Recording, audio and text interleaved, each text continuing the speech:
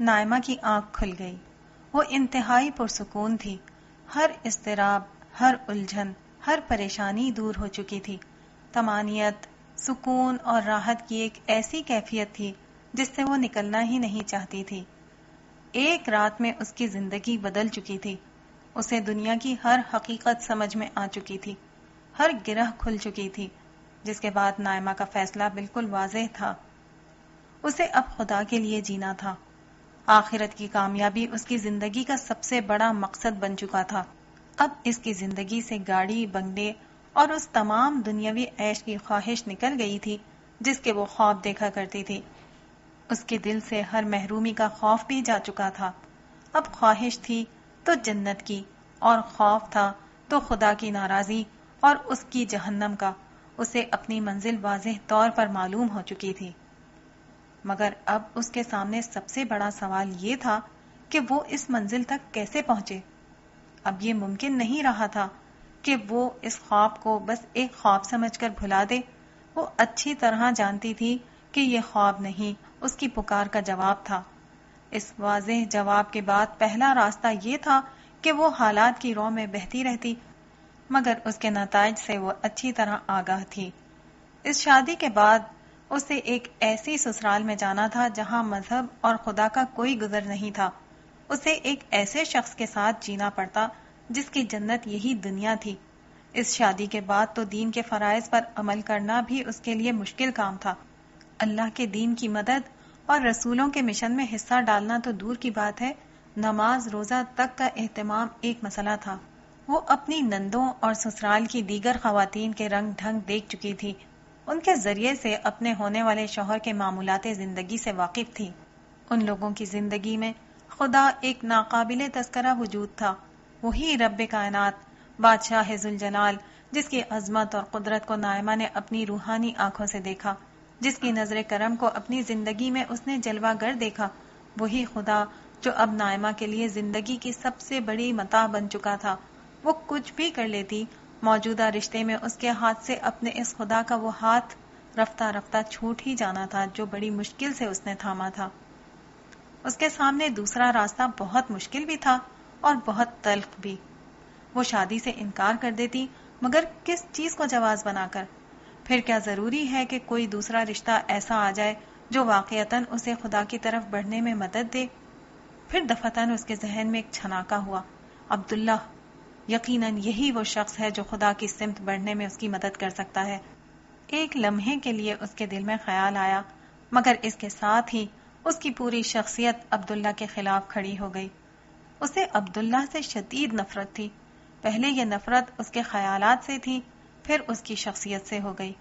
اس نفرت کے ساتھ اس کی نفسیات یہ بات قبول کرنے کے لیے تیار ہی نہیں تھی کہ اس کی شادی عبداللہ سے ہو۔ وہ دیر تک سر پکڑ کر بستر پر بیٹھی رہی، اس کی سمجھ میں کچھ نہیں آ رہا تھا۔ پھر وہ بستر سے اٹھی، اس نے کمرے کی روشنی کھولی، رات کے 4 بج رہے تھے۔ اس نے اپنی والدہ آمنہ بیگم کو دیکھا، وہ کروٹ لیے سو رہی تھیں۔ نائمہ بستر سے اٹھی، واش روم جا کر وضو کیا۔ زندگی میں پہلی دفعہ وہ تہجد کی نماز کے لیے کھڑی ہو چکی تھی۔ فجر کی اذان تک وہ نماز میں کھڑی رہی۔ وہ اللہ تعالیٰ سے دعا کرتی رہی کہ وہ اس کی رہنمائی کر دے۔ جب اس نے نماز ختم کی تو اس پر یہ واضح ہو چکا تھا کہ اسے کیا کرنا ہے۔ خدا کی محبت میں وہ ایک ایسے شخص کے ساتھ جینے کے لیے تیار ہو چکی تھی جس سے وہ شدید نفرت کرتی تھی۔ صبح سے دوپہر ہو چکی تھی اور دوپہر سے شام۔ نائمہ مستقل سوچوں میں گم تھی۔ نائمہ نے خود پر جبر کر کے عبداللہ کا انتخاب تو کر لیا تھا، مگر اب ایک دوسرا پہاڑ اس کے سامنے آ کھڑا ہوا تھا۔ وہ کس طرح اس رشتے سے انکار کرے اور کس طرح اس شادی کا رخ عبداللہ کی طرف پھیرے؟ اسے اچھی طرح معلوم تھا کہ اس کی شادی میں صرف 2-4 دن باقی رہ گئے تھے۔ کل اسے مایوں بیٹھ جانا تھا۔ اسے پتا تھا کہ اس کے سامنے کس قدر مشکلات آ چکی ہیں۔ سب سے پہلے اپنی والدہ اور نانا سے بات کرنا تھی۔ اسے سمجھ میں نہیں آ رہا تھا کہ وہ کیا کہہ کر اس شادی سے انکار کرے گی۔ خواب کی اس بات پر کون یقین کرے گا اور کون عقل مند اس بنیاد پر آخری وقت پر رشتہ ختم کرے گا؟ پھر یہ شادی اول دن سے اس کی مرضی سے ہو رہی تھی، ہر قدم پر اس کی خوشی شامل تھی۔ اب منع کرنے کا کیا جواز وہ پیش کرے گی؟ پھر کسی نہ کسی طرح ماں اور نانا کو وہ منا لیتی کہ وہ بہرحال اس کے اپنے تھے، مگر انہیں آگے جواب دینا تھا۔ آخری وقت پر انکار کے بعد ان کی کیا عزت باقی رہ جاتی؟ پھر عبداللہ کیا اس سے شادی کرنے پر راضی ہو جاتا؟ ایک دفعہ ٹھکرائے جانے کی ذلت کے بعد کیسے ممکن تھا کہ وہ راضی ہو جاتا؟ اور اگر راضی ہو بھی جاتا تو شاید زندگی بھر وہ نائمہ سے اپنے ٹھکرائے جانے کی ذلت کا بدلہ لیتا رہتا۔ اس کی راہ میں کوئی ایک پہاڑ یا ایک کھائی حائل نہیں تھی، آگ کے 7 سمندر تھے جنہیں اسے عبور کرنا تھا۔ آخر کار وہ جائے نماز بچھا کر اللہ کے سامنے بیٹھ گئی۔ یا اللہ، میں نے تجھے راضی کرنے اور تجھے پانے کے لیے ایک مشکل فیصلہ کر لیا ہے۔ اس کے نتیجے میں 100% امکان یہی ہے کہ ساری ذلتوں اور مصیبتوں کے دروازے مجھ پر کھل جائیں۔ اگر ایسا ہوا تو میں سمجھوں کہ مجھے میرے گناہوں کی دنیا میں سزا مل رہی ہے، مگر اب تو مجھے اتنا محبوب ہو چکا ہے کہ تیری دی ہوئی سزا بھی میرے سر آنکھوں پر ہے، لیکن تو مجھے معاف کر دے اور اس ناممکن کو ممکن بنا دے۔ تیری طاقت اور قدرت کے کرشمے میں کل رات دیکھ چکی ہوں۔ تیرے لیے سب کچھ ممکن اور سب کچھ آسان ہے۔ میں اپنے کمزور حقیر وجود کے لیے اسی آسانی کی بھیک مانگتی ہوں۔ پروردگار، میں تیری سمت آ رہی ہوں۔ اب تو میری کشتی کو ڈبو دے یا منزل پر پہنچا دے، یہ تیرے ہاتھ میں ہے۔ میں جس سچ کو جان چکی ہوں، مر کر بھی اس سے پیچھے نہیں ہٹ سکتی۔ میرے رب، میری مدد فرما۔ نائمہ دیر تک روتی رہی اور دعا کرتی رہی، پھر ایک عزم کے ساتھ وہ جائے نماز سے اٹھی اور اپنے نانا کے کمرے کی طرف چل پڑی۔ اسماعیل صاحب پریشانی کے عالم میں کمرے میں ٹہل رہے تھے۔ آمنہ بیگم منہ سر جھکائے سامنے پڑے صوفے پر بیٹھی ہوئی تھی۔ وہ سوچ بھی نہیں سکتے تھے کہ نواسی کی خوشی انہیں اتنی مہنگی پڑے گی۔ ان کی ساری جمع پونجی شادی کی تیاریوں پر خرچ ہو چکی تھی۔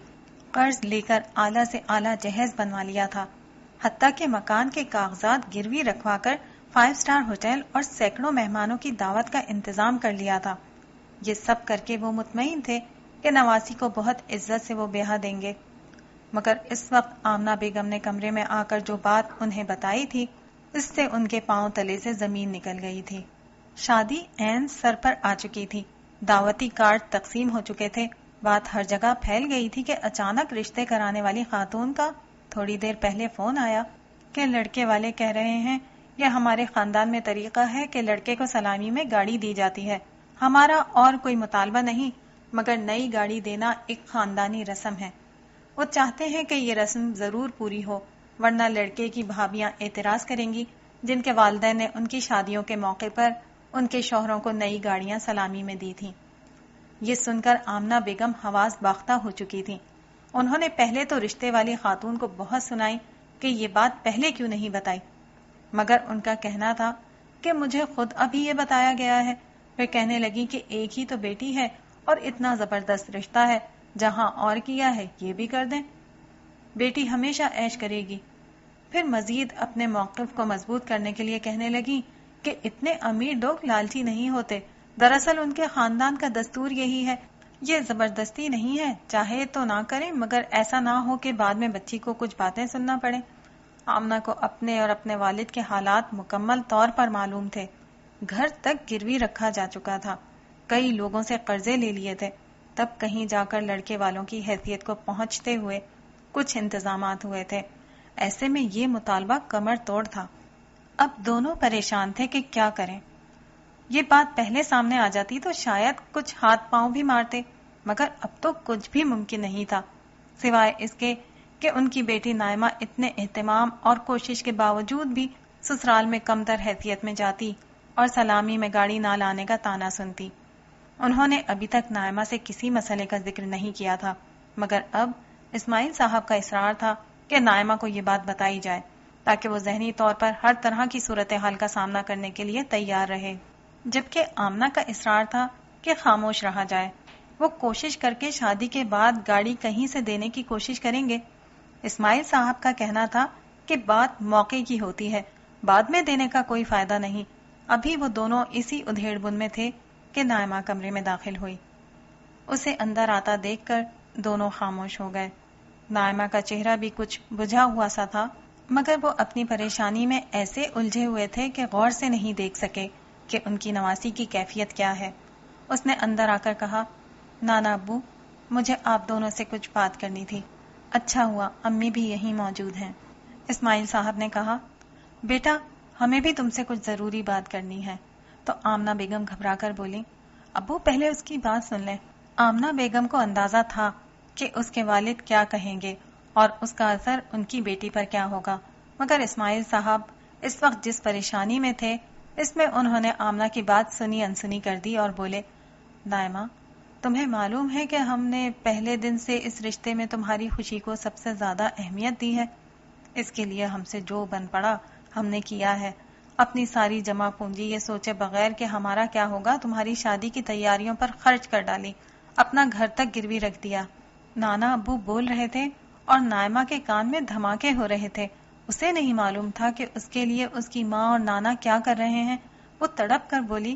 آپ لوگوں کو ایسا نہیں کرنا چاہیے تھا. آمنہ بیگم نے بیٹی کو جواب دیا. ایسا کرنا ضروری تھا بیٹی. جب ہاتھی والوں سے تعلق رکھا جاتا ہے تو گھر کے دروازے بھی اونچے بنانے پڑتے ہیں. اسماعیل صاحب نے اپنی بات جاری رکھی. بیٹا جو ہوا سو ہوا، اس کا ہمیں کوئی غم نہیں، اور انشاءاللہ تمہاری شادی ایسی شان و شوکت سے ہوگی کہ سسرال میں تمہاری گردن بلند رہے گی. مگر اب ایک ایسا مسئلہ آ گیا ہے جس میں ہم کو تمہیں اعتماد میں لینا ہوگا. وہ ایک لمحے کو رکے اور پھر بولنے لگے. تمہارے سسرال والوں کا دستور ہے کہ لڑکے کو سلامی میں نئی گاڑی دی جاتی ہے. وہ لوگ لالچی نہیں ہیں مگر یہ ان کے ہاں کا دستور ہے. ہم اپنے محدود وسائل کی بنا پر سرے دست یہ نہیں کر سکتے. یہ مطالبہ آج ہی سامنے آیا ہے. پہلے آتا تو کچھ نہ کچھ انتظام کرنے کی کوشش کرتے، مگر اتنے مختصر وقت میں یہ بہت مشکل ہے. پھر بھی میں کوشش کروں گا، لیکن میں یہ چاہتا ہوں کہ تمہیں یہ بات معلوم ہو تاکہ کوئی بات ہو تو تم پریشان نہ ہو جانا. تحمل سے برداشت کرنا، اللہ سب ٹھیک کرے گا. نائمہ جو اپنی ماں کے برابر میں کھڑی ہوئی تھی یہ سن کر اپنا سر دونوں ہاتھوں میں پکڑ کر ان کے برابر میں بیٹھ گئی.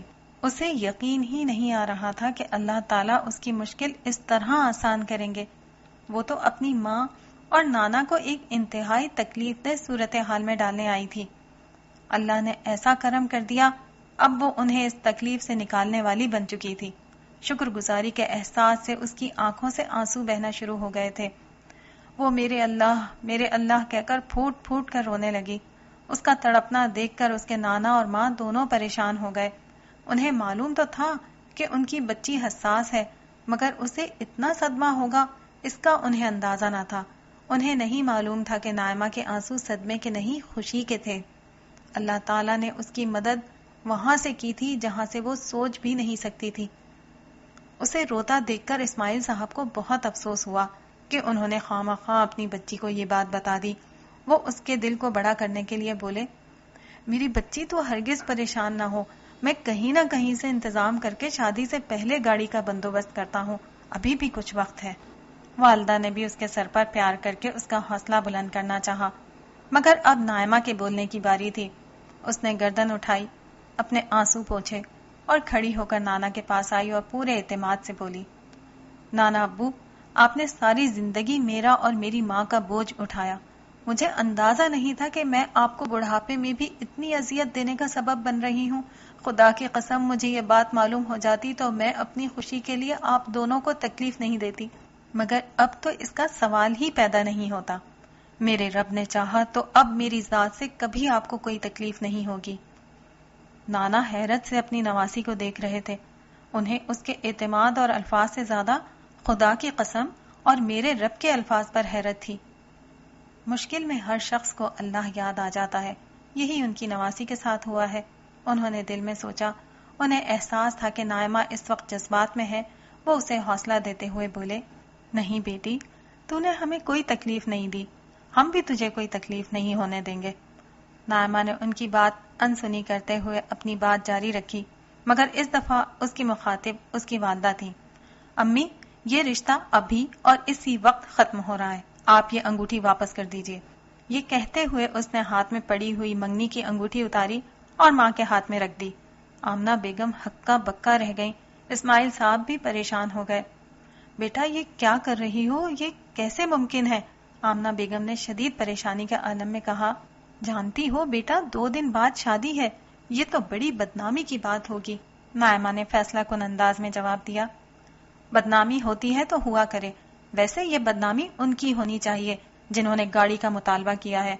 یہ اگر ان کا دستور ہے تو پہلے دن بتانا چاہیے تھا، انہیں شروع دن سے ہماری حیثیت معلوم تھی۔ آخری وقت میں یہ بات کرنا بلیک میلنگ ہوتا ہے۔ میں مر جاؤں گی مگر یہ شادی نہیں کروں گی۔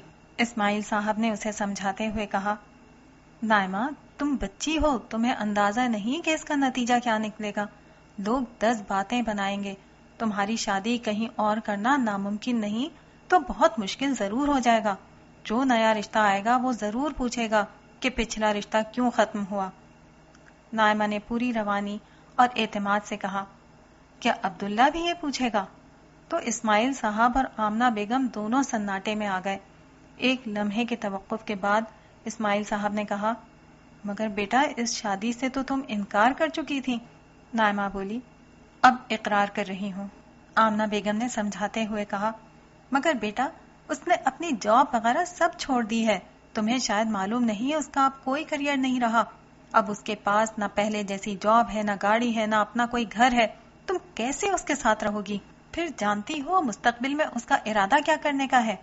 ماں جو اپنی بچی کی رگ رگ سے واقف تھی، ایک ہی سانس میں یہ بیان کرتی چلی گئی کہ عبداللہ کن وجوہات کی بنا پر اس کے لیے مس فٹ ہے۔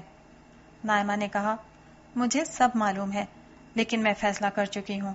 آپ لوگوں نے پہلے میرے غلط فیصلے میں میرا ساتھ دیا تھا، اب میں ایک ٹھیک فیصلہ کر رہی ہوں۔ نانا ابو اللہ کے واسطے میرا ساتھ دیجیے۔ نائمہ نے جان بوجھ کر آخری بات اپنے نانا سے مخاطب ہو کر کہی، جن کے لیے اللہ کا واسطہ اور عبداللہ کا نام دونوں بہت اہم تھے۔ انہوں نے کہا، ٹھیک ہے بیٹا، جو ہوگا دیکھا جائے گا، میں عبداللہ کو ابھی بلاتا ہوں۔ اسماعیل صاحب نے پوری بات عبداللہ کے سامنے رکھ دی۔ وہ گردن جھکائے ان کی بات سنتا رہا۔ اسے صورتحال کی سنگینی کا اندازہ تھا۔ وہ سمجھ چکا تھا کہ اسماعیل صاحب کا خاندان ایک بہت بڑی مشکل میں پھنس چکا ہے۔ شاید اللہ کی مرضی یہ ہے کہ وہ انہیں اس مشکل سے نکالے۔ وہ اپنے بارے میں نائمہ کے خیالات سے واقف تھا۔ فاریہ نے کچھ دنوں قبل اسے فون کر کے ساری بات بتائی تھی اور اس سے یہ درخواست کی تھی کہ وہ نائمہ کی شادی تک اس کے گھر نہ جائے۔ اس لیے کافی دنوں سے وہ اسماعیل صاحب کے گھر نہیں آیا تھا اور بہانہ یہ بنایا تھا کہ پڑھائی میں مصروف ہے، مگر آج انہوں نے اسے فوراً اس انتہائی اہم مسئلے پر بات کرنے کے لیے بلا لیا تھا۔ اسے معلوم تھا کہ اسے یہ کڑوا گھونٹ پینا تھا۔ اسماعیل صاحب کے خاندان کی مدد کرنا اس کی اخلاقی ذمہ داری تھی۔ گرچہ اسماعیل صاحب نے کہا تھا کہ نائمہ نے شادی کے لیے عبداللہ کا نام خود تجویز کیا ہے، مگر اسے اندازہ تھا کہ یہ ناممکن ہے۔ نائمہ کو اپنے گھرانے کی عزت برقرار رکھنی تھی، اس کے لیے اس نے ایک ایسے شخص سے شادی کا فیصلہ کر لیا جس سے وہ نفرت کرتی ہے۔ نائمہ نے اپنے حصے کا زہر پی لیا تھا، اب عبداللہ کو اپنے حصے کا زہر پینا تھا۔ اسماعیل صاحب جو کافی دیر سے اس کے جواب کا انتظار کر رہے تھے، اسے گہری سوچوں میں غرق دیکھ کر اس سے پوچھا، بیٹا میں تمہارے جواب کا منتظر ہوں۔ عبداللہ نے سر اٹھایا اور آہستہ آواز میں بولا، شادی کے لیے میری ایک شرط ہے۔ اسماعیل صاحب نے کہا، بولو بیٹا، تمہاری ہر شرط مجھے منظور ہے۔ عبداللہ نے کہا، نائمہ کی شادی کے لیے آپ نے جو قرض لیا ہے اور جس کے لیے یہ گھر گروی رکھوایا ہے، اسے شادی سے قبل میں ادا کروں گا۔ جاب کے ابتدائی دنوں میں مجھے گھر بنانے کی خواہش تھی، اس کے لیے میں نے پیسے جمع کیے تھے، وہ ابھی تک میرے پاس ہیں۔ آپ یہ پیسے لے کر مکان کے کاغذات واپس لے لیجئے۔ اسماعیل صاحب نے یہ سنا تو ان کی آنکھوں سے آنسو بہنے لگے۔ وہ بولے، میری زندگی کی سب سے بڑی محرومی ہوتی اگر نائمہ کی شادی تم سے نہ ہوتی۔ خدا کا شکر ہے اس نے میری یہ محرومی دور کر دی۔ میں تمہاری یہ شرط ضرور مانوں گا۔ میں اب یہ مکان تمہارے نام کر رہا ہوں۔ اس مکان میں تم اور نائمہ رہو گے، لیکن یہ بات میں نائمہ کو نہیں بتاؤں گا، تم اسے شادی کے بعد بتاؤ گے۔ عبداللہ نے کہا، آپ ایسا کرنا چاہتے ہیں تو پھر میرا ایک کام اور کیجئے، یہ مکان میرے نہیں نائمہ کے نام کر دیجئے، میں اسے مہر میں یہ مکان دے دوں گا۔ اسماعیل صاحب اسے دعا دیتے ہوئے بولے، اللہ تمہیں خوش رکھے بیٹا، اللہ تم دونوں کو سدا خوش اور آباد رکھے۔ عبداللہ جواب میں خاموش رہا۔ اسے اچھی طرح معلوم تھا کہ اس شادی میں نائمہ کی خوشی نہیں مجبوری شامل ہے۔ کسی کمزور لڑکی کی مجبوری سے فائدہ اٹھانا عبداللہ جیسے شخص کو کبھی گوارا نہ تھا۔ اس نے فیصلہ کر لیا تھا کہ اسے کیا کرنا ہے۔ وہ اسماعیل صاحب کی عزت رکھنے کے لیے دنیا دکھاوے کو نائمہ سے رسمی شادی کر لے گا، پھر نائمہ کو بھلے طریقے سے آزاد کر دے گا۔ عبداللہ اچھی طرح جانتا تھا کہ نائمہ کی خوشی اس کے ساتھ آباد رہنے میں نہیں، اس سے آزاد رہنے ہی میں ممکن تھی۔ عبداللہ سے جان چھوٹنے کے بعد نائمہ جیسی شکل و صورت کی لڑکی کے لیے مناسب رشتہ ملنا مشکل نہ تھا۔ رہا عبداللہ، تو جب اس نے اپنی زندگی اپنے رب کے لیے وقف کی تھی تو جان لیا تھا کہ اسے اپنے سینے میں 2 قبرستان بنانے ہوں گے، ایک میں اسے اپنی خواہشیں دفن کرنی ہوں گی اور دوسرے میں شکایات۔ سو اس کا سینہ تو پہلے ہی دوسروں کی شکایتوں اور اپنی خواہشوں کا ایک قبرستان تھا۔ اس قبرستان میں آج ایک اور لاش دفن کرنے کا وقت آ گیا تھا۔ کسی قبرستان میں ایک قبر کے اور بڑھ جانے سے کوئی فرق نہیں پڑتا۔ عبداللہ اسماعیل صاحب کے پاس سے اٹھا تو اس کا دل بہت پرسکون تھا، اس لیے کہ قبرستانوں میں ہمیشہ بہت سکون ہوا کرتا ہے۔ نائمہ کی شادی اسی تاریخ کو ہوئی جو طے ہوئی تھی۔ سب کچھ ویسے ہی ہوا، صرف اس فرق کے ساتھ کہ دولہا عبداللہ تھا۔ نانا ابو نے مکان نائمہ کے نام کر کے کاغذات نکاح کے وقت عبداللہ کو دے دیے تھے۔ شادی کے بعد رخصتی ہو کر دلہا دلہن کہیں اور نہیں گئے، اسی مکان میں آ گئے، اور اب شادی کے سارے ہنگاموں سے گزر کر دلہن بنی ہوئی نائمہ حجلہ عروسی میں عبداللہ کی اپنی قسمت کی منتظر تھی۔ وہ سیج پر بنی سوری بیٹھی تھی۔ وہ حسین تو ہمیشہ سے تھی، مگر اس پر دلہن کا لباس، زیور اور میک اپ، ان سب نے مل کر نائمہ کو وہ روپ دیا تھا کہ گویا کوہ قاف کی کوئی پری زمین پر اتر آئی ہے۔ آج جس نے اسے دیکھا تھا وہ عبداللہ کی قسمت پر رشک کر رہا تھا، سوائے عبداللہ کے۔ اس کے لیے یہ زندگی کے ان گنت امتحانوں میں سے ایک اور امتحان تھا جس سے اسے کامیابی کے ساتھ گزرنا تھا۔ شادی کی پوری تقریب میں اس کے چہرے پر مسکراہٹ رہی اور دل میں یہ دعا کہ پروردگار ہمیشہ کی طرح اب بھی میری مدد کیجیے اور اس پل صراط سے مجھے کامیابی سے گزار دیجیے۔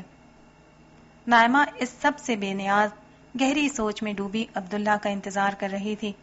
اس کا ایک بوجھ تو اتر چکا تھا، مگر وہ جانتی تھی کہ زندگی اب اس کے لیے بس ایک آزمائش ہی بن چکی ہے۔ مالی تنگی تو خیر وہ جھیلنے کے لیے تیار تھی، لیکن عبداللہ کے ساتھ جینا اس کے لیے ایک سزا تھی۔ مگر وہ کس کو الزام دیتی؟ اس نے اپنے لیے یہ سزا خود چنی تھی۔ نائمہ کو اپنا خواب یاد آ گیا۔ اسے وہ جادوگر یاد آئے جنہوں نے سچائی کو پا کر سولی پر چڑھنا گوارا کر لیا تھا، مگر سچ کو نہیں چھوڑا تھا۔ اپنا ایمان بچانے کے لیے انہوں نے ایک اذیت ناک موت گوارا کر لی تھی۔ نائمہ نے خود سے سوال کیا، کیا میں اللہ کے لیے ایک اذیت ناک زندگی بھی گوارا نہیں کر سکتی؟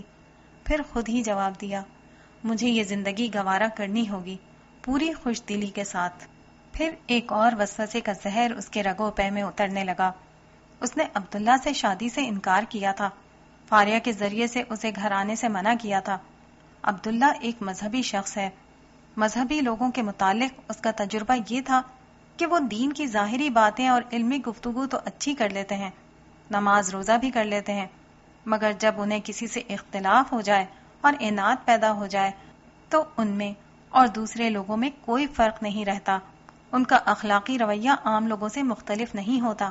عبداللہ نے کچھ نہ کیا، ساری زندگی اگر اسے تان و تشنی کا نشانہ بناتا رہا تو عبداللہ سے نفرت کرتے کرتے وہ خود اگر اس کی نفرت کا نشانہ بن گئی تو یہ ساری باتیں پہلے نائمہ نے نہیں سوچی تھیں، کم از کم اس گہرائی میں جا کر نہیں سوچی تھیں۔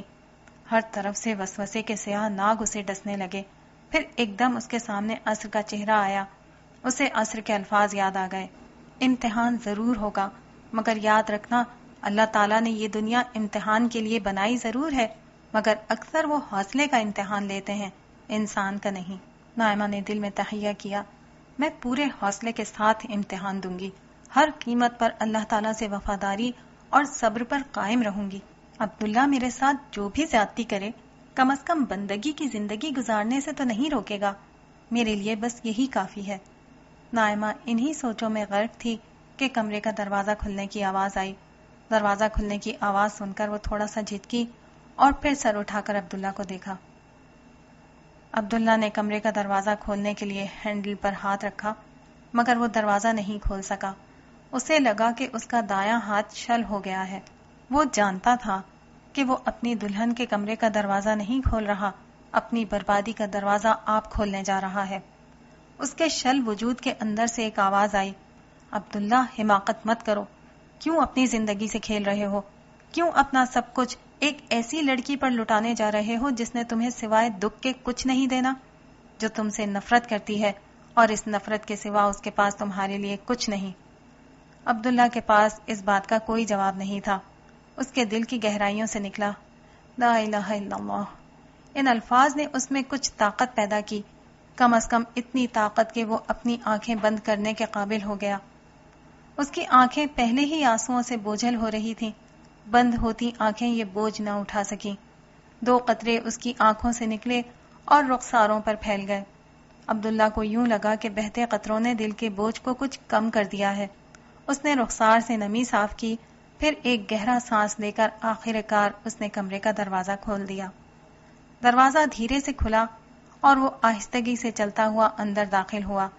نائمہ جو سر جھکائے بیٹھی تھی، دروازہ کھلنے کی آواز سن کر تھوڑا سا جھجکی اور پھر سر اٹھا کر عبداللہ کو دیکھا۔ اسے دیکھ کر ایک لمحے کو عبداللہ کو یوں لگا جیسے کمرہ عجیب سی روشنی سے جگمگا اٹھا ہے۔ اس نے نائمہ کو کبھی نظر بھر کر نہیں دیکھا تھا، اور جتنا دیکھا وہ بھی بہت سادہ دیکھا تھا، مگر اس وقت دلہن کے سنگھار میں نائمہ کے حسن کائنات کی ہر دلکشی کو مان کر دیا تھا۔ سرخ جوڑے میں سجی نائمہ اپنے دلربا حسن کے لیے رنگ و روپ کی محتاج تو کبھی نہ تھی، مگر آج جب اس کے وجود نے سج دھج کا احسان اٹھایا تو دلکشی اور آنائی کو ایسے معنی عطا کر دیے تھے جن سے کم ہی لوگ واقف ہوں گے۔ لمحہ بھر کے لیے عبداللہ اس سحر انگیز چہرے کو دیکھ کر مبہوت ہو گیا۔ اس ایک لمحے میں اسے یوں لگا کہ اس نے جو کچھ ارادے باندھے اور فیصلے کیے تھے وہ ہوا میں کہیں تحلیل ہو چکے ہیں۔ اسے کہیں سے آواز آئی، عبداللہ بے وقوف مت بنو، قسمت نے ایک انتہائی حسین لڑکی کو جو تمہیں دل سے پسند ہے تمہاری بیوی بنا دیا ہے۔ قانون، شریعت اور سماج سب تمہارے ساتھ ہیں۔ قربانی اور ایثار کے اعلیٰ جذبات کو ایک کونے میں رکھو اور سب کچھ بھول کر خواہش کے سمندر میں ڈوب جاؤ۔ اس کے ضمیر نے فوراً مداخلت کی، عبداللہ کیا اپنے مالک کو بھی بھول جاؤ گے؟ شیطان نے دیکھا کہ خواہش عبداللہ کا راستہ نہیں روک پا رہی تو اس نے غضب اور تکبر کے ہتھیاروں سے اسے گھائل کرنے کی کوشش کی۔ بھول گئے عبداللہ؟ یہ وہی لڑکی ہے جس نے تمہیں ذلیل کیا تھا، تمہیں ٹھکرا دیا تھا۔ اب یہ کیا حماقت ہے کہ اپنا سب کچھ اس لڑکی کو دے کر اسے آزاد کر رہے ہو؟ تم خدا کے محبوب ہو اور اس نے تمہارے لیے اس لڑکی کو تمہارے قدموں میں لا ڈالا ہے۔ اب وقت آ گیا ہے کہ تم اس مغرور اور سرکش لڑکی کو اس کے تکبر کا مزہ چکھاؤ۔ عبداللہ کی روح شکست قبول کرنے پر آمادہ نہیں تھی۔ وہ چلا اٹھی، مت بھولو عبداللہ، کمزور انسان خدا کا سفیر ہوتا ہے۔ یہ کمزور اور بے بس لڑکی خدا کی سفیر بن کر تمہاری زندگی میں آئی ہے۔ یاد رکھو، جتنی مجبور یہ لڑکی تمہارے سامنے ہے، اس سے ہزاروں گنا کمزور تم اپنے آقا اللہ رب العالمین کے سامنے ہو۔ عبداللہ دکھ بھری راہوں کا مسافر تھا، مگر اس مسافر شب کے سامنے جیسے ہی اللہ کا نام آیا، دل کی اندھیر ہوتی دنیا پھر روشن ہو گئی۔ اب وہ خوشیوں کی روشنی کے لیے نائمہ کے روشن چہرے کا محتاج نہیں رہا تھا۔ آسمان و زمین کا وہ نور جو زندگی بھر اس کے ہر اندھیرے کو اجالے میں بدلتا رہا تھا، اس کے ہم رکاب تھا۔ اس کا دل ہمیشہ کی طرح ایک دفعہ پھر روشن ہو چکا تھا۔ اس نے نائمہ کے دمکتے ہوئے سراپے سے نظریں ہٹا کر سر نیچے کیا اور سلام کر کے مسہری پر بیٹھ گیا۔ دوسری طرف نائمہ کا وجود پتھرایا ہوا تھا۔ عبداللہ کو دیکھ کر اس کے اندر کوئی احساس بیدار نہیں ہوا، اس کے دل کا کوئی تار نہیں چھڑا۔ اس نے خود پر ضبط کرتے ہوئے عبداللہ کے سلام کا جواب دیا اور تھوڑا سمٹ کر پیچھے ہو گئی۔ عبداللہ اس سے کچھ فاصلے پر بیٹھا ہوا تھا، اس کا سر جھکا ہوا تھا۔ اس نے نائمہ کے چہرے کو دیکھنے کی کوشش نہیں کی۔ نائمہ کی نظریں بھی جھکی ہوئی تھیں۔ اگر وہ دونوں ایک دوسرے کو دیکھ لیتے تو شاید دونوں کو معلوم ہو جاتا کہ اس لمحے سامنے موجود ہر 2 فریق کا چہرہ ایک لاش کی طرح جذبات سے عاری ہے۔ تھوڑی دیر خاموشی رہی، پھر عبداللہ نے اس خاموشی کو توڑا۔ مجھے معلوم ہے نائمہ، آپ کن حالات سے گزری ہیں۔ نانا ابو نے مجھے بتایا تو مجھے اپنی خوش نصیبی لگی کہ اس مشکل گھڑی میں آپ کے خاندان کا ساتھ دوں۔ عبداللہ ناپ تول کر الفاظ کا انتخاب کر رہا تھا۔ مجھے یہ بھی معلوم ہے کہ آپ کے ساتھ بہت زیادتی ہوئی ہے۔ جہاں آپ کی شادی ہو رہی تھی وہاں لالچ اور دکھاوا آڑے آ گیا۔ مجھے اندازہ ہے کہ آخری وقت میں شادی ختم ہونے سے آپ کو کتنا دکھ ہوا ہوگا، لیکن اس کے بعد جو ہوا شاید وہ زیادہ بڑی زیادتی ہے۔ آخری جملہ سن کر نائمہ نے سر اٹھا کر عبداللہ کو دیکھا، مگر عبداللہ اس کے ہونے نہ ہونے سے بے نیاز سر جھکائے بیٹھا تھا۔ اس نے بھی سر جھکا لیا۔ عبداللہ بولتا رہا، ایک ایسے شخص کے ساتھ زندگی گزارنے کا فیصلہ کرنا جو ناپسند ہو بلکہ جس سے نفرت ہو ایک بہت مشکل فیصلہ ہے، لیکن آپ نے اپنے نانا اور والدہ کے لیے یہ فیصلہ کیا، اس سے میرے دل میں آپ کے لیے بہت جگہ بنی ہے۔ نائمہ ایک سرد لاش کی طرح ساکت رہی، مگر دل میں کہیں یہ احساس ابھرا کہ عبداللہ ایسا نہیں تھا جیسے اس نے سمجھا تھا۔ عبداللہ نے گفتگو جاری رکھتے ہوئے کہا، فاریہ نے آپ کے حوالے سے مجھ سے بات کی تھی۔ اس نے بتایا تھا کہ آپ کو میرا اپنے گھر آنا پسند نہیں۔ اس نے یہ بھی بتا دیا تھا کہ میرے رشتے سے آپ پہلے دن ہی انکار کر چکی تھیں۔ عبداللہ ایک لمحے کے لیے رکا اور نائمہ کی طرف نظر اٹھا کر دیکھا۔ وہ بے تعلقی سے سر جھکائے بیٹھی تھی۔ اس نے سلسلہ کلام جاری رکھا، مجھے اس پر آپ سے کوئی شکایت نہیں ہے، نہ یہ بات میں شکایتاً کہہ رہا ہوں۔ مجھے تو آپ کی یہ بات بہت اچھی لگی کہ آپ نے اپنے خاندان کے لیے ایک ایسا فیصلہ کیا جو آپ کو پسند نہیں تھا، اور آپ نے یہ فیصلہ اس وقت کیا جب میرے پاس آپ کو دینے کے لیے کچھ بھی نہیں رہا۔ میری جاب ختم ہو چکی ہے۔ عبداللہ تھوڑی دیر کے لیے رکا اور پھر گویا ہوا، سچی بات یہ ہے کہ آج میں جس راستے پر ہوں اس کے لیے میں آپ کا شکر گزار ہوں۔ آپ کے انکار نے میرے لیے زندگی کے بہت بڑے فیصلے بہت آسان کر دیے۔ خدا کی قربت کا جو سفر ہزاروں برس میں بھی طے نہیں ہو سکتا، وہ آپ کے انکار نے چند لمحوں میں طے کرا دیا۔ اس لیے آپ کی قدر میرے دل میں بہت بڑھ گئی ہے، لیکن میں نہیں چاہتا کہ اپنی محسنہ اور ایسی بہادر اور حوصلہ مند لڑکی کے ساتھ اتنی بڑی زیادتی ہونے دوں۔ ایک لمحے کا وقفہ آیا۔ نائمہ گنگ ہو چکی تھی۔ اس کی سمجھ میں نہیں آ رہا تھا کہ وہ کیا بولے اور کیا نہ بولے۔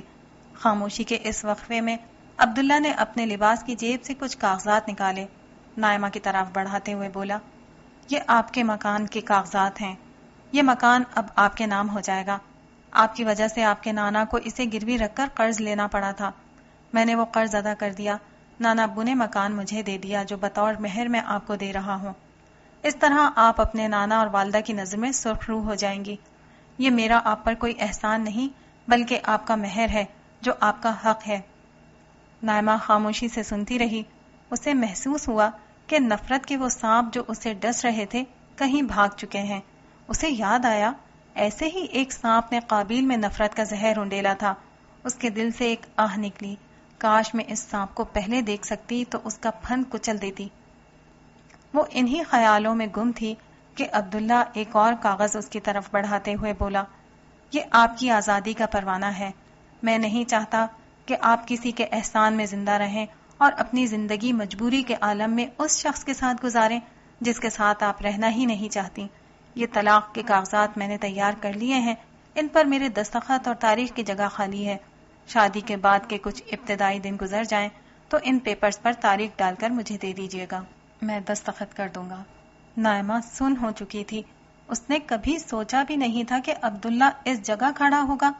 اس سے بے اختیار حضرت موسیٰ یاد آ گئے، دو بے آسرا لڑکیوں پر یک طرفہ طور پر احسان کر کے بے نیاز ہو جانے والے موسیٰ علیہ السلام۔ اس نے دھیرے سے عبداللہ کو دیکھا۔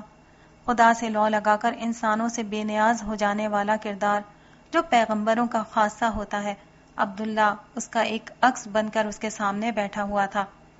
اس کے دل سے صدا ابھری، پروردگار مجھے معاف کر دے، میں بہت شرمندہ ہوں، میں نے تیرے ایک نیک بندے کے ساتھ بہت زیادتی کی ہے۔ پھر اس نے ندامت کے عالم میں سر جھکا لیا اور دل میں گڑ گڑا کر بولی، مالک مجھے اصلاح کا ایک موقع دیجیے، مجھ پر اپنا کرم فرمائیے، آپ ہی میرے کارساز ہیں۔ وہ اسی کیفیت میں تھی کہ عبداللہ کی آواز ایک دفعہ پھر کانوں سے ٹکرائی، آپ کی ایک امانت میرے پاس ہے۔ یہ کہہ کر عبداللہ نے اپنی جیب میں ہاتھ ڈالا اور کہنے لگا، آپ کی شادی کی تیاری کے سلسلے میں آپ کی والدہ اور نانا کو آپ کے خاندانی سنار کے ہاں لے گیا تھا۔ جب وہ لوگ زیورات پسند کر رہے تھے تو میں نے وہاں ایک بہت خوبصورت لاکٹ دیکھا جس پر آپ کے نام کا پہلا حروف تہجی این بنا ہوا تھا۔ میں نے بعد میں وہ آپ کی شادی میں تحفہ دینے کے لیے خرید لیا تھا۔ میرا خیال تھا کہ شادی کے موقع پر وہ آپ کے نانا کو دے دوں گا۔ تاکہ وہ آپ تک پہنچا دیں۔ مجھے نہیں خبر تھی کہ مجھے شوہر بن کر وہ لاکٹ آپ کو براہ راست دینا پڑے گا، اسے آپ منہ دکھائی کا تحفہ سمجھ لیجئے۔ یہ کہہ کر عبداللہ نے جیب سے ہاتھ باہر نکالا اور نائمہ کے ہاتھ پر وہی لاکٹ رکھ دیا جو اسے بہت پسند تھا اور اس نے غریب عورت کی مدد کے لیے بیچ ڈالا تھا۔ نائمہ وہ لاکٹ ہاتھ میں پکڑے ہوئے تھی اور اس کے دل و دماغ میں دھماکے ہو رہے تھے۔ اسے عصر کے الفاظ یاد آ گئے، جس وقت یہ لاکٹ تمہیں ملے گا اسی وقت تمہاری ملاقات اس شخص سے ہو جائے گی، تم بغیر کسی شک کے اسے پہچان لوگی۔ تو عصر نے جس شخص کا قالب اختیار کیا تھا، جس یونانی دیوتا کے لافانی حسن کی وہ اسیر ہو چکی تھی، جو شخص خدا کا غلام اور خدا کا محبوب تھا، وہ یہی عبداللہ ہے جو خدا کی نظر میں ایک سردار تھا، مگر وہ اس سے ہمیشہ بھاگتی رہی، نفرت کرتی رہی۔ نائمہ کا پورا وجود ہولے ہولے لرز رہا تھا۔ عبداللہ اس کی کیفیت سے بے نیاز سر جھکائے بیٹھا تھا۔ پھر وہ بستر سے اترا اور کھڑے ہو کر بولا، آپ جب چاہیں طلاق لے کر علیحدہ ہو جائیں، تب تک ہم اجنبیوں کی طرح زندگی گزار لیں گے۔ مجھ پر اعتماد کیجئے، مجھے اللہ کی رحمت سے امید ہے کہ وہ آپ کو ایک بہترین انسان سے ملا ہی دیں گے۔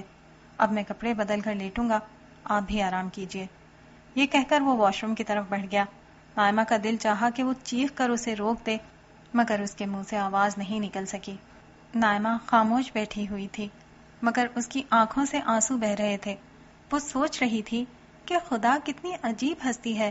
پہلے وہ خدا سے نفرت کرتی تھی، اس نے عجیب طریقے سے نائمہ کے دل میں اپنی محبت داخل کر دی۔ وہ سب سے بڑھ کر خدا کو چاہنے لگی۔ پھر وہ خدا کے اس بندے عبداللہ سے نفرت کرنے لگی۔ خدا نے بہت عجیب طریقے سے عبداللہ کو اس کا محبوب بنا دیا۔ اس نے آنکھیں بند کر کے دھیرے سے کہا، پروردگار، تو اپنی مہربانیوں سے اپنے بندوں کو اپنے قدموں کی خاک بنا دیتا ہے۔ پھر اس کے دل کی گہرائیوں سے صدا نکلی، رب کائنات، تیرے جیسا کون ہے؟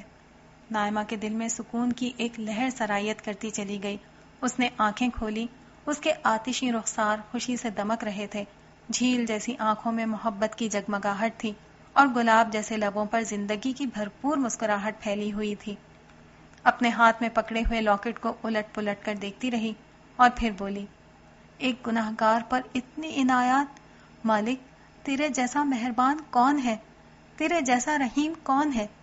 اس نے دل میں سوچا، پروردگار عالم، اس جیسی کافرہ کے ساتھ اتنے مہربان رہے ہیں تو اپنے وفاداروں کو کس طرح نوازیں گے؟ بے اختیار اس کی نظر میں وہ قالب آ گیا جو عصر نے اختیار کیا تھا اور جو دراصل اس کے شوہر سردار عبداللہ کا قالب تھا۔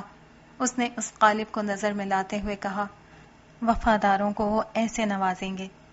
وہ اسی کیفیت میں تھی کہ عبداللہ کپڑے بدل کر باہر آیا اور خاموشی سے بستر کے دوسرے کنارے پر آنکھیں بند کر کے لیٹ گیا۔ کمرے میں پھیلی روشنی اسے اندھیروں سے زیادہ تاریک لگ رہی تھی۔ تاریکی پھیلاتی ہوئی اس روشنی سے بچنے کے لیے اس نے اپنا رومال اپنی آنکھوں پر رکھ لیا۔ نائمہ نے اپنا رخ عبداللہ کی طرف کر لیا۔ وہ اسے غور سے دیکھ رہی تھی۔ عبداللہ کے چہرے میں اطمینان تھا، مگر نائمہ دیکھ سکتی تھی کہ اداسی کی ایک لہر عبداللہ کے وجود کا احاطہ کیے ہوئے ہے۔ نائمہ تڑپ اٹھی۔ اس نے اپنے محسن، اپنے خاندان کے محسن، خدا کے ایک محبوب کو کتنے دکھ دیے ہیں، اس شخص کو جو اب اس کا بھی محبوب بن چکا تھا۔ دوسری طرف عبداللہ خاموشی سے لیٹا سونے کی کوشش کر رہا تھا۔ وہ دلی طور پر اب بہت مطمئن تھا۔ اس نے اپنی ذمہ داری ممکنہ حد تک بہتر طریقے پر ادا کر دی تھی۔ اسے امید تھی کہ اسماعیل صاحب کی فیملی اور نائمہ بہتر طریقے پر اس صورتحال سے نکل جائیں گے۔ وہ انہی سوچوں میں گم تھا کہ اسے اپنے پیروں پر ایک بہت نرم لمس محسوس ہوا۔ اس نے رومال آنکھوں سے ہٹایا تو ایک انتہائی غیر متوقع منظر دیکھا۔ نائمہ اس کے قدموں کو چوم کر خاموشی سے رو رہی ہے۔ وہ ایک دم سے اچھل کر بیٹھ گیا اور پریشانی کے عالم میں بولا، یہ کیا کر رہی ہو؟ نائمہ روتے ہوئے بولی، عبداللہ، میں بہت بری ہوں، میری غلطیاں بھی بہت ہیں، لیکن اب میں بدل چکی ہوں۔ میں اللہ کے راستے پر چلنا چاہتی ہوں۔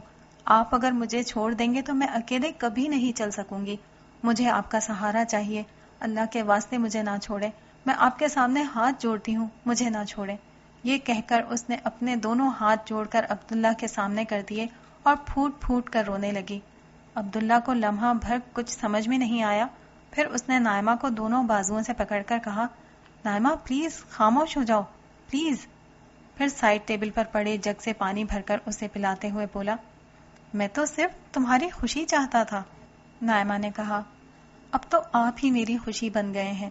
مجھے اقرار ہے کہ میں ایک وقت میں آپ سے نفرت کرتی تھی، مگر اب میں اللہ کو گواہ بنا کر کہتی ہوں کہ مجھے آپ سے زیادہ اس دنیا میں کوئی محبوب نہیں رہا. عبداللہ نے نائمہ کی بات کا کوئی جواب نہیں دیا. وہ بظاہر خاموشی سے نائمہ کو دیکھ رہا تھا، مگر در حقیقت اس کی آنکھوں میں کسی اور کی ہستی تھی، وہ جو اپنی ذات میں بہت اجنبی مگر صفات میں بہت مہربان ہے. اس کے دل کی گہرائیوں سے ایک صدا نکلی، پروردگار، تیری مانند کون ہے؟ تیرے جیسا کون ہے؟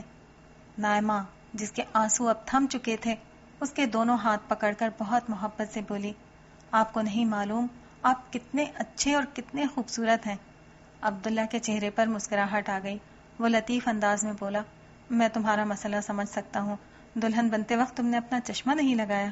نائمہ بھی ہنسنے لگی.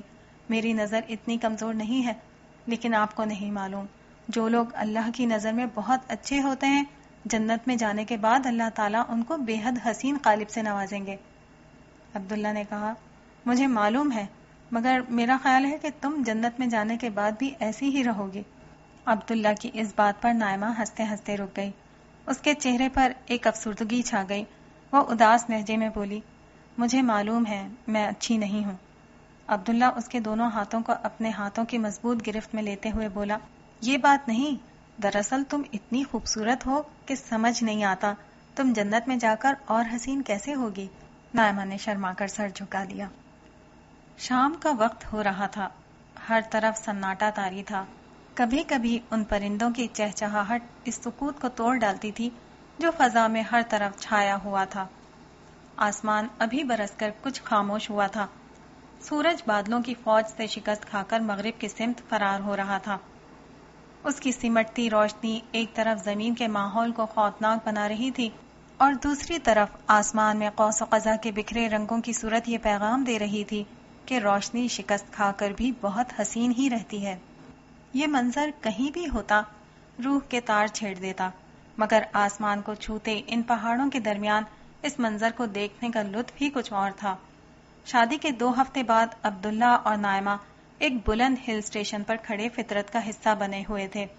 مصور کائنات کا فن ہر سو جلوہ گر تھا، کہیں سائے اور روشنی میں، کہیں پستی و بلندی میں، کہیں سکوت و گویائی میں، اور کہیں ٹھہراؤ اور روانی میں.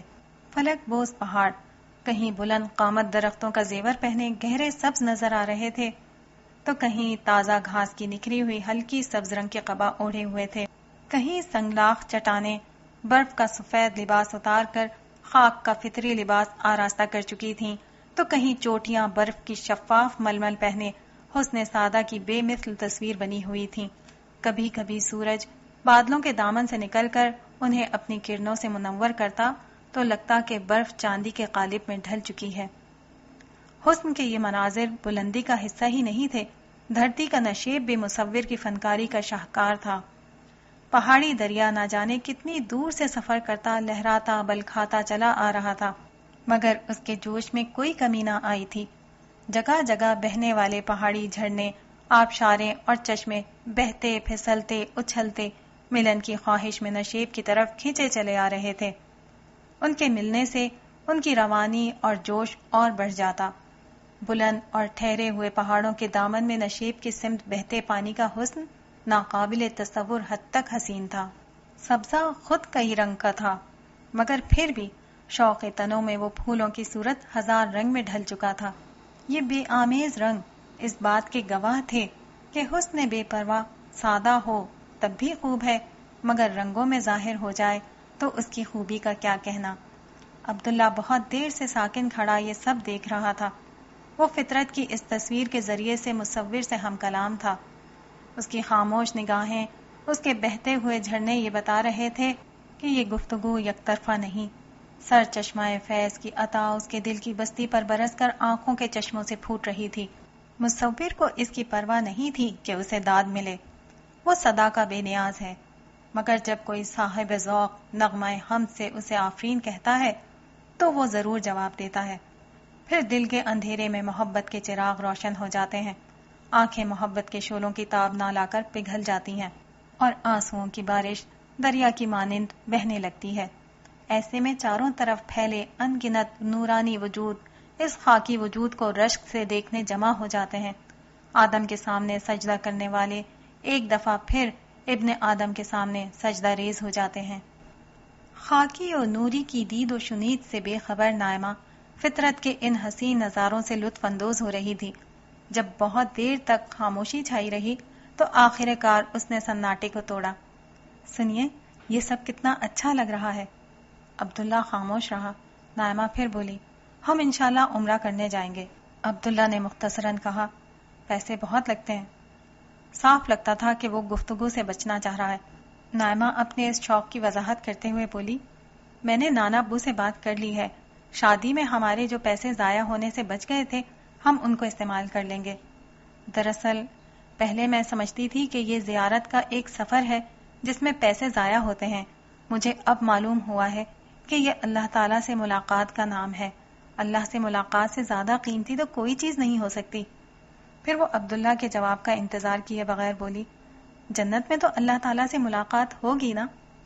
عبداللہ کو اندازہ ہو چکا تھا کہ اب نائمہ خاموش ہوگی، نہ اسے رہنے دے گی، اسے فطرت سے اپنے مکالمے کو ختم کر کے اپنی بیوی سے گفتگو کرنا ہوگی۔ وہ مسکراتے ہوئے بولا، اگر پہنچ گئے تو یقیناً اللہ تعالیٰ سے ملاقات ہوگی۔ نائمہ نے کہا، ہاں یہ تو ہے، مگر وہاں جا کر ہم کریں گے کیا؟ کیا جنت میں ہم بور نہیں ہو جائیں گے؟ دیکھیں نا، یہ کتنی اچھی جگہ ہے۔ ہم ہنی مون پر ہیں، پھر بھی زیادہ دن یہاں رہیں تو بور ہو جائیں گے۔ عبداللہ نے ہنستے ہوئے کہا، ایک فلسفی حسینہ کے ساتھ شادی کرنے کا یہ بہت نقصان ہے، تم سوال بہت کرتی ہو۔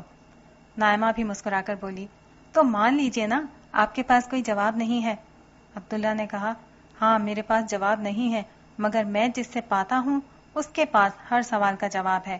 یہ بتاؤ، انسان بور کیوں ہوتے ہیں؟ نائمہ سوچتے ہوئی بولی، یکسانیت سے۔ نائمہ کی بات پر عبداللہ نے سر اس بات میں ہلاتے ہوئے کہا، قرآن مجید بتاتا ہے کہ جنت میں یکسانیت نہیں ہوگی، لوگوں کو جو نعمت ملے گی ہر دفعہ ایک نئے تنوع اور نئے انداز سے ملے گی۔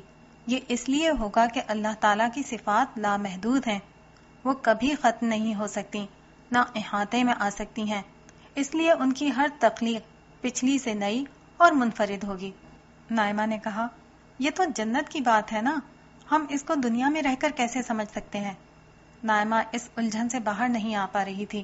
یہ اس کا ایک پرانا سوال تھا، اور آج جب اس کی زندگی جنت بن چکی تھی، وہ آنے والی جنت کی حقیقت اس شخص سے سمجھ لینا چاہتی تھی، جنت جس کا تجربہ تھی۔ عبداللہ نے بھی اسے تفصیل سے سمجھانے کا فیصلہ کر لیا۔ اللہ تعالیٰ کی صفات کس طرح کام کرتی ہیں اور کس طرح وہ بڑھتی چلی جاتی ہیں، اس کو ایک مثال سے سمجھو۔ انسان اس دنیا میں آنے سے قبل 9 مہینے ایک ایسی دنیا میں زندہ رہتا، بڑھتا، خوراک حاصل کرتا اور زندگی کے دیگر بنیادی کام کرتا ہے، جہاں سوائے اندھیرے کے کچھ نہیں ہوتا۔ اس اندھیری دنیا میں اللہ تعالیٰ کی صفت خلاقیت اور ربوبیت کار فرما ہوتی ہیں، لیکن یہی بچہ جب دنیا میں آتا ہے تو صرف اس کی خوراک میں متعدد قسم کے ذائقے اور ان گنت اشیاء شامل ہو جاتی ہیں۔ یہی معاملہ اس اندھیرے کا ہے جسے رنگ و روشنی کے ہزار انداز بدل دیتے ہیں۔ نائمہ سمجھنے والے انداز میں سر ہلانے لگی۔ عبداللہ نے سلسلہ کلام جاری رکھا، تم نے دیکھا کہ خدا وہی ہے، اس کی صفات بھی وہی ہیں، مگر ماں کے پیٹ میں ان کا ظہور بچے کی صلاحیت کے اعتبار سے بہت محدود تھا، مگر اس دنیا میں آتے ہی اس صفات کے ہزاروں نئے ظہور سامنے آ گئے۔ ٹھیک اسی طرح جنت میں جاتے ہی جو نئی دنیا بنے گی، اس میں اللہ تعالیٰ کی صفات اس طرح ظہور کریں گی کہ ہمیشہ ہمیشہ انسان لذت، سرور، لطف کے نت نئے ذائقے چکھتا رہے گا، کیونکہ اللہ تعالیٰ کی صفات لامحدود ہیں۔ سبحان اللہ۔ نائمہ اپنے سوال کا جواب ملنے پر خوش ہو کر بولی، مگر ایک اور الجھن ابھی باقی تھی، اس نے وہ بھی سامنے رکھ دی۔ مگر انسان ہمیشہ ہمیشہ کریں گے کیا؟ عبداللہ نے کہا، انسان اپنی لامحدود زندگی میں اپنے مالک کی لامحدود صفات کو دریافت کر کے اس کی حمد و تسبیح کریں گے۔ نائمہ نے بہت اشتیاق سے پوچھا، وہ کیسے؟ عبداللہ نے بتایا، اس بات کو انسانیت کی اجتماعی ارتقاء سے سمجھو، کیونکہ انسانیت اجتماعی طور پر یہ تجربہ کر چکی ہے کہ کس طرح یہ محدود دنیا خدا کی صفات کاملہ کی بنا پر لامحدود امکانات رکھتی ہے۔ تم جانتی ہو کہ انسان نے اپنے سفر حیات کا آغاز پتھر کے دور سے کیا تھا، پھر زراعتی دور آیا، اس کے بعد صنعتی دور آیا اور اب انفارمیشن ایج ہے۔ ہر دور میں انسان نے اسی محدود دنیا میں رہتے ہوئے زندگی بہتر بنانے اور اس میں حسن و جمال لانے کے نت نئے امکانات کو دریافت کیا اور دنیا کو بہتر سے بہتر بناتے چلے گئے۔ تم زرعی دور کے کسی شخص کا تصور کرو تو وہ سوچ بھی نہیں سکتا تھا کہ آنے والے ادوار میں اسی دنیا میں رہتے ہوئے کیا انقلاب آئے گا۔ جب اس محدود دنیا کی مختلف زمانوں کا یہ حال ہے تو جنت کی اس دنیا کا کیا حال ہوگا جسے اللہ تعالیٰ اپنی تمام صفات کے ظہور کے لیے بنائیں گے۔ انہی صفات کے ظہور کی بنا پر جنت میں اہل ایمان دریافت و تعمیر کی اعلیٰ ترین سطح پر زندگی گزاریں گے۔ وہ ہمیشہ ہمیشہ خوبصورتی، جمال اور سرور کو تخلیق کرنے میں مصروف رہیں گے، مگر آج کے انسانوں کی طرح ان امکانات کو تخلیق کرنے والی ہستی کو نہیں بھولیں گے، بلکہ ہر دریافت پر اس کی تسبیح اور ہر نعمت پر اس کا شکر کریں گے۔ مختصر یہ کہ وہاں ہر کام لطف حاصل کرنے کے لیے ہوگا اور ہر کام کے ساتھ اللہ کی حمد و تسبیح جاری رہے گی۔ عبداللہ کی بات سن کر نائمہ کے چہرے پر اطمینان کے آثار پھیل گئے۔ وہ آنکھیں بند کر کے بولی، میں کتنی خوش نصیب ہوں کہ میری شادی آپ کے ساتھ ہوئی ہے۔ عبداللہ نے کہا، نائمہ، خوش نصیبی کسی سے شادی ہو جانا نہیں، خوش نصیبی رب العالمین کا پسندیدہ بندہ بننا ہے۔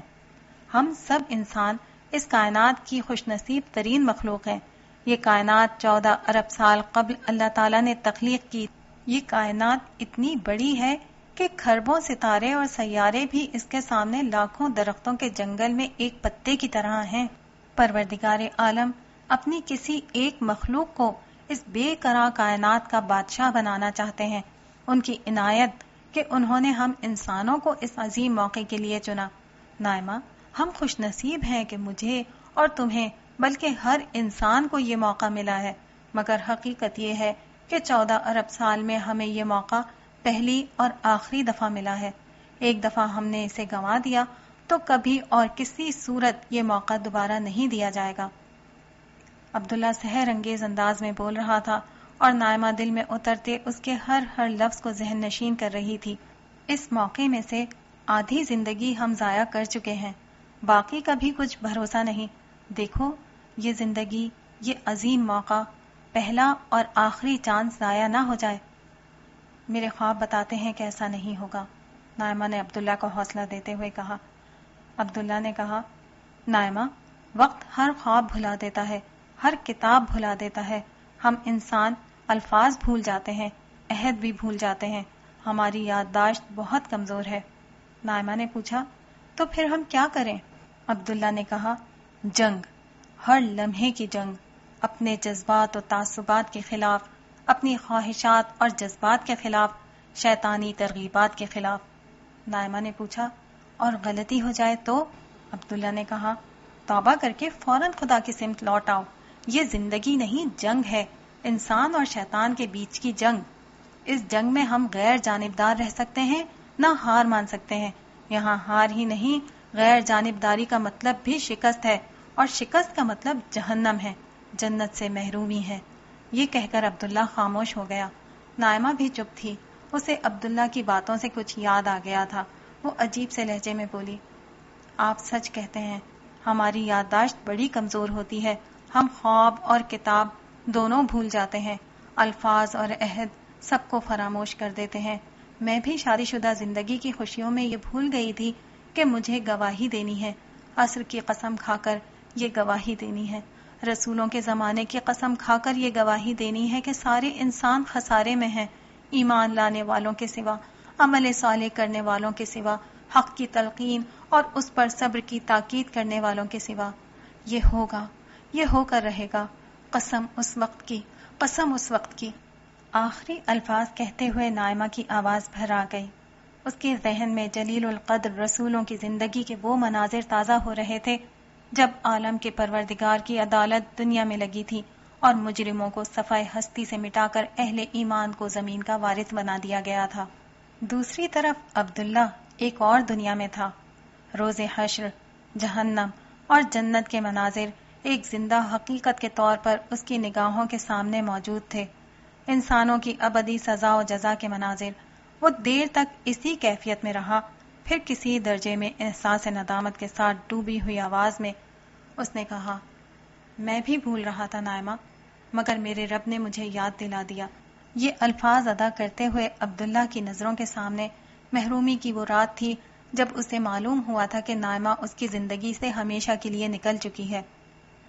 تب سے میں یہ بات کبھی نہیں بھولا کہ زندگی اب زندگی نہیں، ایک مقدس مشن ہے، لوگوں کو غیر اللہ کی بڑائی سے نکال کر ایک اللہ کی بڑائی میں لانے کا مشن، جنت کی عظیم ترین کامیابی کی خبر لوگوں تک پہنچانے کا مشن، قیامت کے عظیم حادثے سے پہلے لوگوں کو جھنجھوڑ کر رکھ دینے کا مشن، پیغمبر عربی صلی اللہ علیہ وسلم کے مقدس مشن کو عالمی ہدایت بنانے کا مشن، ایک ایک انسان تک پیغمبر آخر الزمان صلی اللہ علیہ وسلم کا پیغام پہنچانے کا مشن۔ کیا تم اس مشن میں میرا ساتھ دو گی؟ عبداللہ کے سوال کے جواب میں نائمہ پورے عزم کے ساتھ بولی، میں اس مشن میں آپ کے ساتھ ہوں۔ میں ہی نہیں، اللہ سے سچی محبت کرنے والا ہر مرد اور عورت آپ کے ساتھ ہوگا۔ یہ مشن ہم سب کا مشن ہوگا، یہ مشن ہم سب کی زندگی ہوگی۔ ہر طرف ڈوبتی شام کا سکوت طاری تھا۔ وقت کی رفتار شاید ہمیشہ کے لیے ٹھہر گئی تھی۔ نہ جانے کتنی دیر تک یہ خاموشی رہی۔ پھر نائمہ نے آسمان پر گہرے ہوتے ہوئے اندھیرے کی طرف دیکھا اور بولی، ہمیں واپس چلنا چاہیے، کل صبح ہمیں گھر لوٹنا ہے، زندگی شروع کرنی ہے۔ عبداللہ نے اس کا ہاتھ پکڑا اور آگے بڑھتے ہوئے بولا، کل سے ہمیں زندگی نہیں، جنگ شروع کرنی ہے، زندگی تو جنت میں شروع ہوگی۔ وہ دونوں اپنی منزل کی طرف بڑھنے لگے۔